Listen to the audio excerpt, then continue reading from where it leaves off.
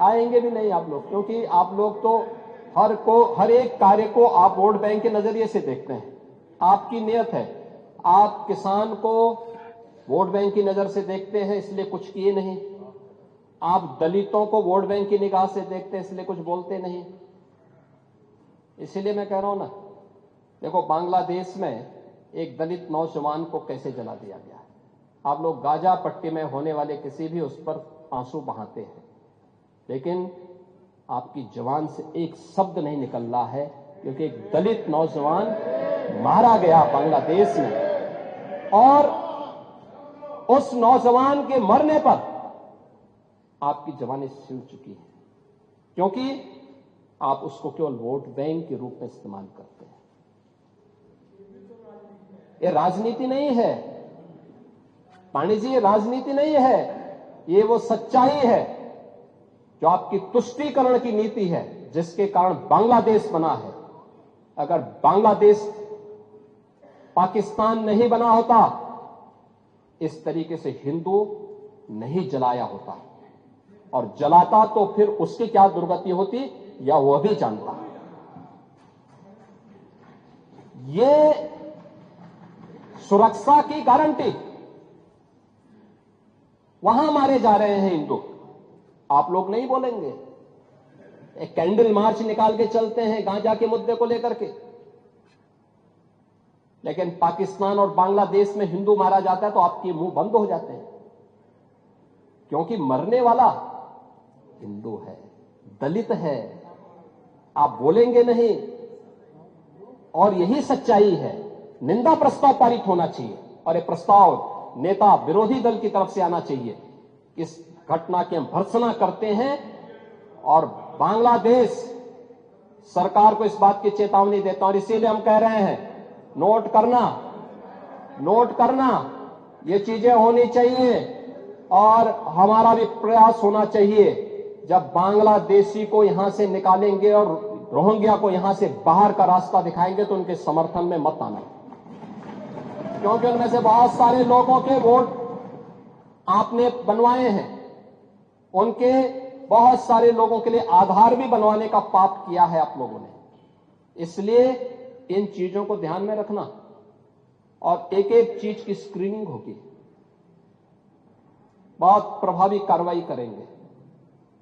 हमारे ही देश में रह करके हमारे लोगों के खिलाफ अपराध, और वहां पे निर्दोष हिंदुओं पर अत्याचार करोगे, निर्दोष सिखों पे अत्याचार करोगे, ये स्वीकार्य नहीं हो सकता है। और यही आप करते हैं कि किसानों के बारे में भी आपका आचरण यही है। कल देखिए, शाही जी ने चौधरी चरण सिंह सीड पार्क का भी जमीन आवंटन का काम प्रारंभ कर दिया। अच्छा, किसान को अच्छा बीज मिले, अच्छी तकनीक मिले, कम लागत में ज्यादा उत्पादन। आपके समय में क्या होता था? लागत ज्यादा थी, उत्पादन कम था, बाजार नहीं था, किसान तबाह था, परेशान था, बिचौलियों के द्वारा लाभ ले लिया जाता था। आज किसान सुरक्षित है, किसान को योजनाओं का लाभ मिल रहा है। और कल चौधरी साहब के नाम पर कार्यक्रम था, और इन सभी माननीय सदस्यों ने गन्ना मूल्य के बारे में कहा, हम लोगों ने दिया, लगातार दे रहा। यूपी आज के दिन पर देश के अंदर गन्ना उत्पादन का नंबर 1 का राज्य है। आपके समय में चीनी मिलें बिकती थी, बंद होती थी, वर्षों का गन्ना मूल्य बकाया रहता था, किसान तरसता था। अब यह स्थिति नहीं है। अब अन्नदाता किसान हमारे लिए वोट नहीं, वह सम्मान का पात्र है। आज उसको नए तकनीक के साथ आच्छादित किया जा रहा है।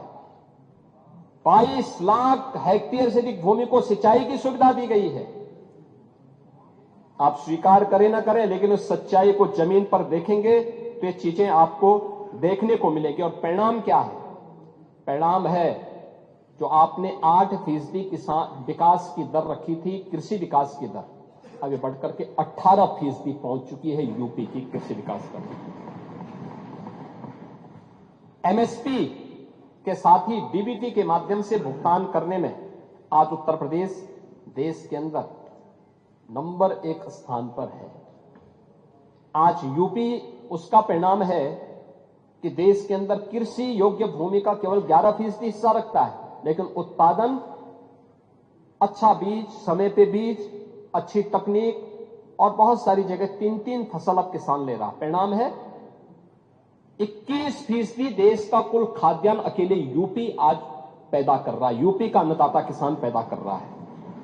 और प्रधानमंत्री जी ने प्रधानमंत्री किसान सम्मान निधि का लाभ भी यूपी के किसानों को दिया है और अब तक 94,668 करोड़ 58 लाख रुपए सीधे डीबीटी के माध्यम से एक अन्नदाता किसान के खाते में पहुंचा है।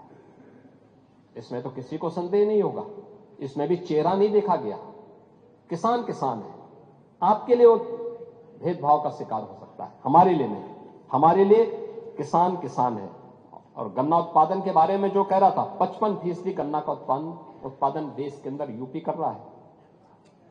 यूपी के अंदर इथेनॉल उत्पादन में जो केवल 41 करोड़ लीटर था, आज 182 करोड़ लीटर इथेनॉल का उत्पादन अकेले यूपी कर रहा है। यूपी के अन्नदाता किसानों के माध्यम से हो रहा है। आज हमारे पास एक्सप्रेसवे, लॉजिस्टिक पार्क, किसानों की उपज को राष्ट्रीय और अंतर्राष्ट्रीय बाजार तक पहुंचाने के लिए एक बेहतरीन कनेक्टिविटी भी हमारे पास है। एग्रीकल्चर वैल्यू चेन के लिए स्टोरेज है, प्रोसेसिंग सेंटर है, कोल्ड चेन इंफ्रास्ट्रक्चर है और बड़े पैमाने पर आज यूपी के अंदर इस फील्ड में इन्वेस्टमेंट भी हो रहा है। हमने यहां पर हर खेत को पानी देने के जिस लक्ष्य को आगे बढ़ाया है, नहरों के माध्यम से, तो देश के अंदर 86% सिंचित भूमि अकेले यूपी के पास है। यूपी सर्वाधिक सिंचित भूमि रखता है देश के अंदर। नहरों का, पाइपलाइन का, माइक्रो इरिगेशन का और तमाम बड़ी परियोजनाओं के साथ ही पीएम कुसुम योजना के माध्यम से भी 94,000 अन्नदाता किसानों को सोलर पैनल उपलब्ध करवाए गए हैं। और मैंने पहले कहा, किसानों को फ्री में बिजली, 16 लाख किसानों के ट्यूबवेल के बिल माफ करके सरकार उसके लिए पैसा उपलब्ध करवाती है।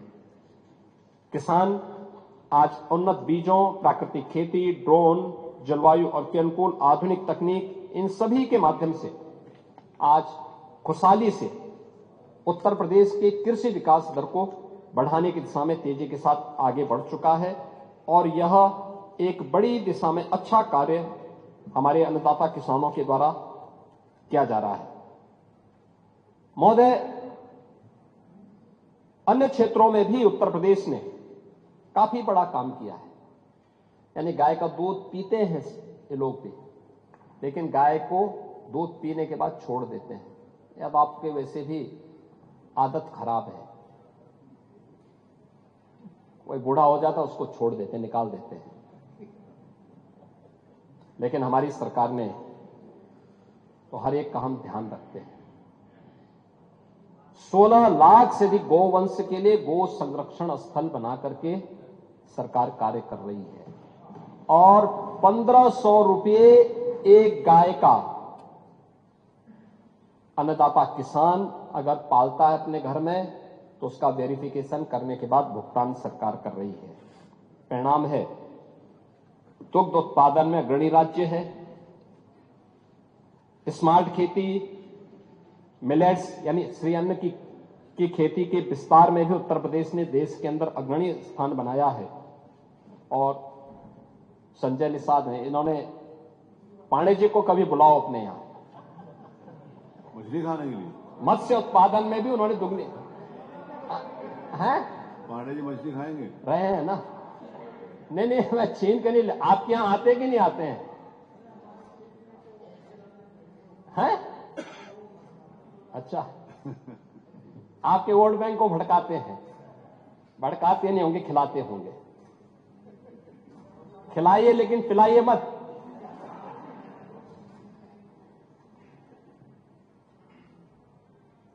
महोदय,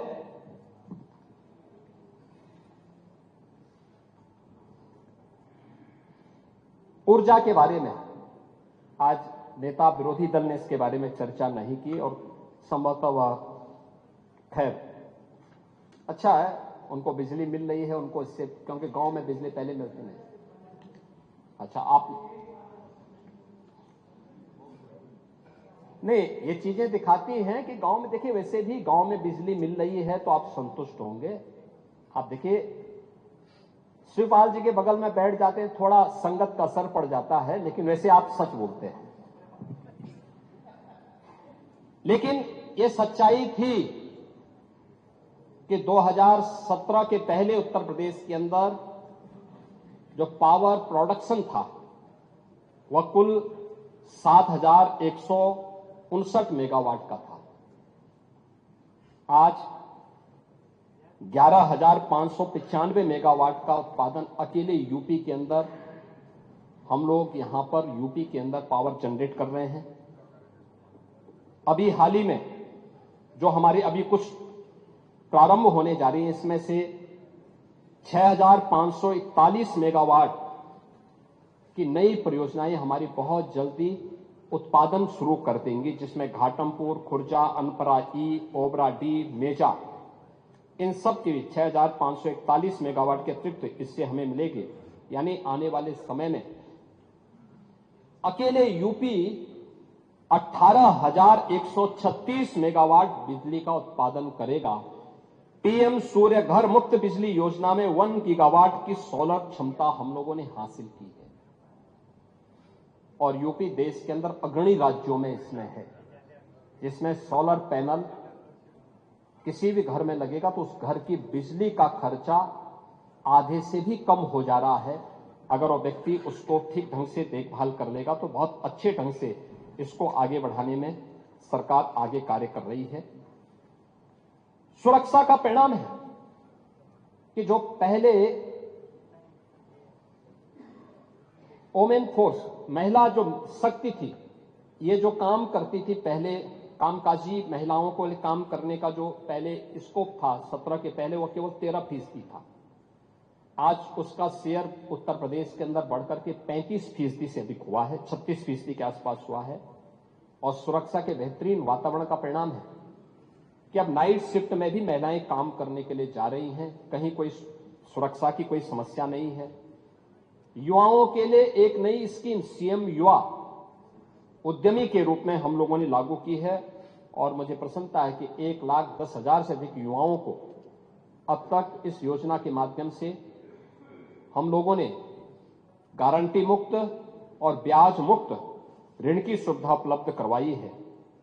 आज प्रदेश में एक बेहतरीन स्टार्टअप का इकोसिस्टम भी खड़ा हुआ है। 18,000 से अधिक startup, 76 incubator, 7 centre of excellence और 8 यूनिकॉर्न आज अकेले यूपी में हैं। प्रदेश ने आज इस दिशा में बेहतरीन कार्य किया है और मुझे लगता है कि अभी हाल ही में जो centre for monitoring Indian economy CMI द्वारा जो बेरोजगारी की दर के आंकड़े जारी किए गए हैं देश के अंदर, उसमें यूपी की बेरोजगारी की दर जो 17 के पहले 19% थी, आज वो घट करके 2.21% पर रह गई है। यह अब सीएमई के द्वारा जो अभी डाटा जारी किए गए हैं वह भी यूपी के अंदर है। आप वेलफेयर स्कीम में बात करेंगे, दिव्यांगजनों, निराश्रित महिलाओं और वृद्धजनों के लिए पेंशन की राशि, आप याद करिए आपके समय में 300 रुपया मिलता था और वह भी आधा अधूरा, वो भी आधा अधूरा। आज डीबीटी के माध्यम से हम 1,06,00,000 परिवारों को 12,000 रुपये साल का पेंशन की सुविधा दे रहे हैं। डीबीटी के माध्यम से पैसा उनके खाते में जाता है। समाजवादी पार्टी ने तो छात्रों की स्कॉलरशिप में भी घोटाला कर दिया था। अनुसूचित जाति जनजाति के छात्रों की स्कॉलरशिप रोक दी थी और अब तो सरकार ने तय किया है कि छात्रवृत्ति दीपावली के पहले और जो बचेंगे वह गणतंत्र दिवस के पहले उन छात्रों को प्राप्त हो जानी चाहिए। यह सरकार ने इसको किया है और इसमें प्राथमिकता के आधार पर सरकार कार्य कर रही है।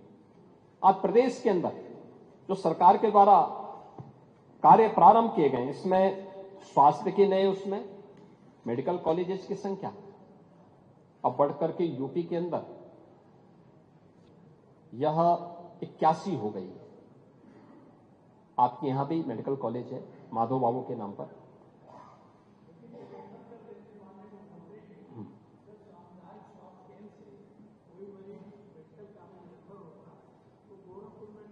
रेफर करते हैं गोरखपुर बजाय आपके आईएम जो एम एम्स, बना है एम में न आप रेफर करके फिर लखनऊ रेफर, तो एक मरीज घर से निकलकर बस्ती वहाँ गोरखपुर फिर यहाँ आता है, तो ये हम लोगों ने तो आप बंद कर, आपने कहा भी था कि रेफर हर एक मेडिकल कॉलेज को हिदायत दी है कि रिफर करने की आदत की बजाय वे वहीं पे उपचार की व्यवस्था करें और उस पर वे कार्य कर रहे हैं। लेकिन मेडिकल कॉलेज की 81वां मेडिकल कॉलेज देखो जिंदगी भर अमेठी कांग्रेस को ढोता रहा, आज भी ढो रहा है, लेकिन वो मेडिकल कॉलेज नहीं दे पाए। और मैं धन्यवाद दूंगा हमारे मंत्री होंगे नहीं यहाँ पे महेंकेश्वर शरण सिंह जी को, इन्होंने लैंड दी और वहां मेडिकल कॉलेज प्रारंभ हो गया। इस सत्र में वहां क्लासेस शुरू हो गई। बलिया वाले मंत्री जी हैं कि नहीं, पता नहीं पांडे जी पक्षधर हैं कि नहीं हैं?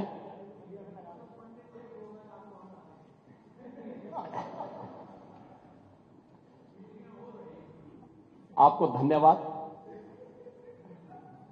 आपको बहुत बहुत धन्यवाद। आप तो है ना हमारे साथ में। हाँ तो आप हैं तो फिर क्या आप दया शंकर सिंह के यहां मेडिकल कॉलेज खोलने के पक्षधर हैं कि नहीं हैं? लेकिन अपने समय में नहीं कर पाए, पैसा नहीं था।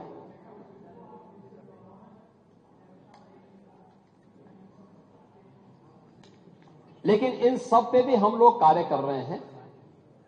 वहां के लिए मेडिकल कॉलेज के लिए हमने जमीन के प्रस्ताव को जल्दी मांगा है, सरकार ने पैसे की व्यवस्था की है। बलिया में भी मेडिकल कॉलेज हम लोग बनाने जा रहे हैं।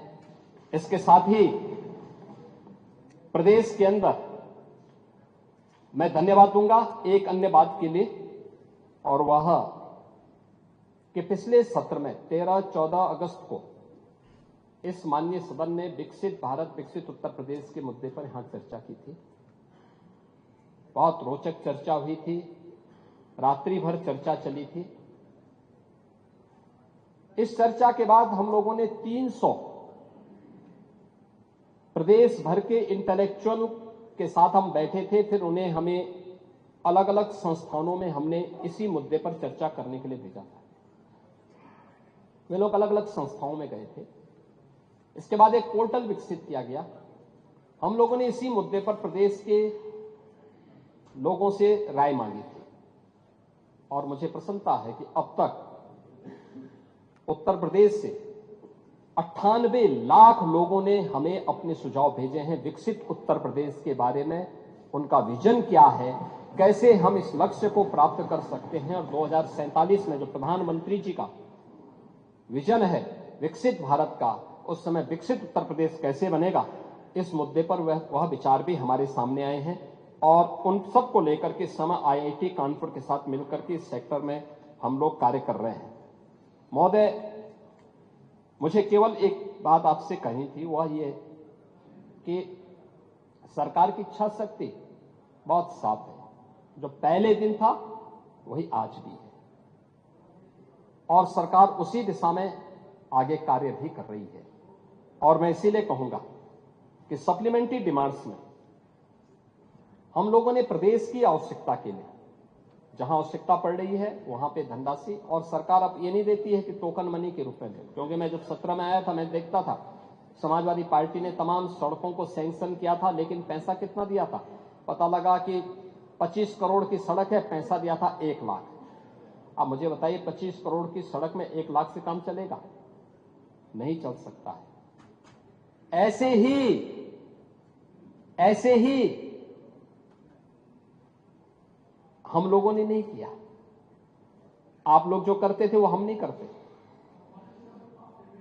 नहीं, हाँ सबको मिलेगा, आप चिंता मत करिए। वो सड़क भी हमारी